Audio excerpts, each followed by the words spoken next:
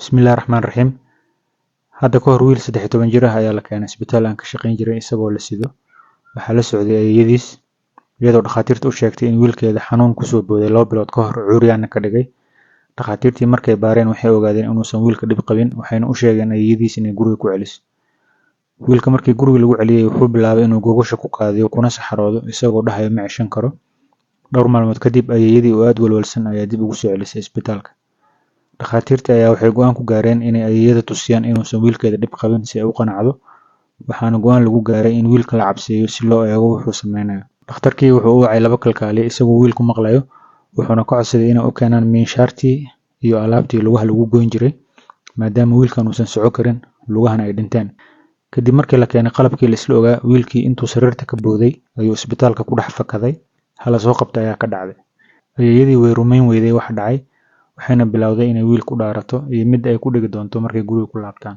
Arrintii markii dib loo baaray oo wiilkii iyo ayeeyadiiba la wareystay, waxaa soo baxday in wiilka uu aabihiis mar hore dhintay, hooyadiisna ay guursatay nin kale.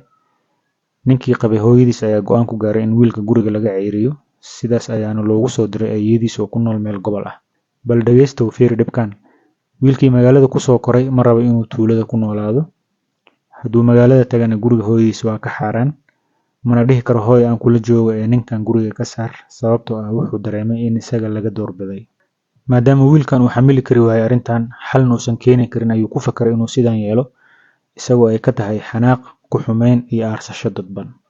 Ciladan waxaa loo yaqaanaa hysteria, waa mid aad ugu badan bulshada, badanaan lagu arko carruurta iyo dhalinyarada khaasatan dumarka.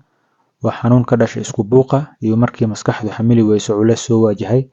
Dhakhaatiirtu qaar waxay ku tiriyaan xanuunada dhimirka, qaar kalena inay tahay siyaalayaal iyo ula kac.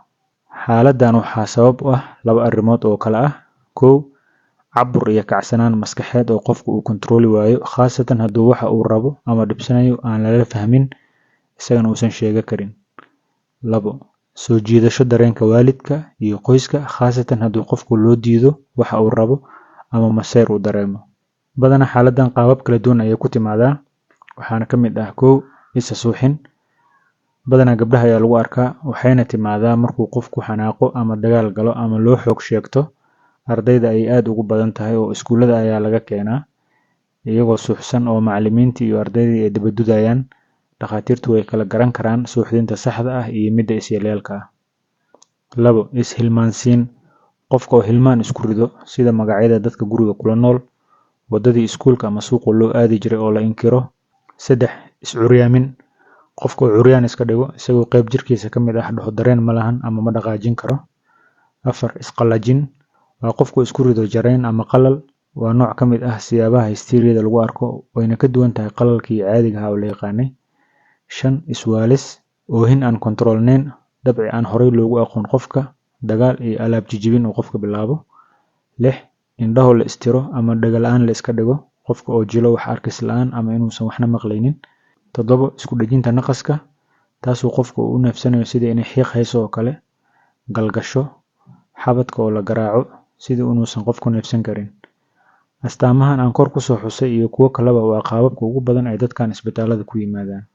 Hysteria-da ma keento caafimaad darro, badanaana daawo looma qaato, laakiin waxay qoyska ku ridaa wareer, walwal iyo qaracan. Haddii aad u fiirsatid inta qaab uu qofku ku imaan karo isbitaalka, waa waxyaabo naxdin leh oo waalidka, hooyada iyo hurdada u diidi karo.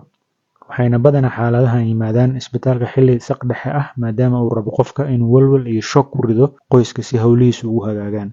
Dhibka ugu weyn ee dhakhaatiirtu la kulmaan ayaa ah in markii dhakhtarku ogaado inaysan wax cillad ah jirin, inuusan qoyska ka dhaadhicin karin, in gabadhooda ama wiilkooda uusan dhib qabin, ayna iska aalyaal tahay, taasoo keento in waalidku xanaaqo kana xumaado, kadibna uu dhowr isbitaal isku maro isagoo aanan quusanin, halkaasna lacag badan ay kaga baxdo. Isbitaalada qaar way ka faa'iidaystaan arrintan oo baaritaano aan loo baahnayn iyo jiifis ayaa loo qoraa qofka. Taasina sax ma ahan, mana waafaqsano akhlaaqda caafimaadka, sababtoo ah waxaa waalidka dareensiinaysa in cunugoodu xanuunsan yahay, mana xanuunsano. Sidaa daraaddeed, dhakhaatiirtu waa inay isku taxallujiyaan in waalidka u sharxaan oo ay fahansiiyaan cilada jirto iyo waxa keeni karo, ilaa indhahoodu lagu tusiyo in arrintan aysan cudur dhab ah ahayn. Waxaa kaloo muhiim ah in bukaanka kaligiis lala fadhiisto, lana dareensiiyo inuusan xanuunsanayn, waxa uu tabanayana la weydiiyo, lagana hadal siiyo loona caqli celiyo. Badanaa cilada hysteria-da waxay salka ku haysaa xaaladahan soo socda. 1. Jacaylka, sida gabadha ama wiilka oo wax jeclaada kadibna waalidku uu diido. 2. Cabsida, sida ardayga oo ka cabsada inuu iskuulka tago isagoo ka baqaya macalinka ama arday kale inay garaacaan, qoyskana uusan u sheegi karin. 3. Xanaaqa, sida qof qoyskiisa la dagaalamay kadibna ka waayay qof la safta ama u heelaya isagoo dareensan in laga gardaran yahay. 4. Maseyrka, sida in haweenta la guursado ama ninkeeda ay kaga shakiso islaan kale ama ilmaha isla dhashay oo kala masayra. 5. Mayaca, sida in cunuga loo diido wax uu rabay ama horey looga ballan qaaday ama horey loo siin jiray. 6. Aarsi, sida markuu qofku go'aansado in qarash isbitaalada kaga dhameeyo qoyskiisa ama lamaanihiisa. Waxaan waalidka kula talin lahaa dhowr arrimood oo kale ah. 1. Ku dadaal in carruurtaada la yeelatid xiriir waalidnimo iyo saaxiibtinimo. Yaysan kuu arkin qof aysan la wadaagi karin dareenkooda iyo wixii noloshooda kusoo kordha. Noqo qof dhagaysta oo u kurgala noloshooda khaaska ah. U noqo la taliye oo yaree canaanta iyo eedaynta. Wixii qaladaad ah oo aad ka saxaysid uga sax si dadban. 2. Ku dadaal in carruurtaada aadan ku korin nolol ku dhisan mayac oon waxba loo diidi karin, maxaa yeelay nolosha weligeed saas ahaan mayso. Way imaan kartaa xilli aadan awoodin waxa ay dalbadeen, taasina waxay keentaa ciladan. 3. Carruurta xilliga qaangaarka ku jirta waxay u baahan yihiin in lala saaxiibo, lala sheekaysto oo waqtigaaga wax ka sii. Waxaan kaloo dhalinyarada waaweyn oo ciladan la timaada kula talin lahaa. 1. Noqo qof isku kalsoon oo wixii dantiisa ah sheegan karo. 2. Noqo qof geesi ah oo wixii xaqa ah aanan ka xishoon. 3. Noqo qof adkaysi badan oo dhibaatooyinka soo wajaha si adkaysi leh u xallisan karo. 4. Noqo qof fakara oo diyaar u ah inuu la tashto waalidkii, saaxiibadii iyo macallimiintiisaba. Halkaas ayaan kaga baxayaa sheekadan iyo casharka daba socdaba. Wixii su'aalaha ku saabsan fadlan noogu soo gudbi qaybta commentiska ee muuqaalkan. Waana mahadsantihiin.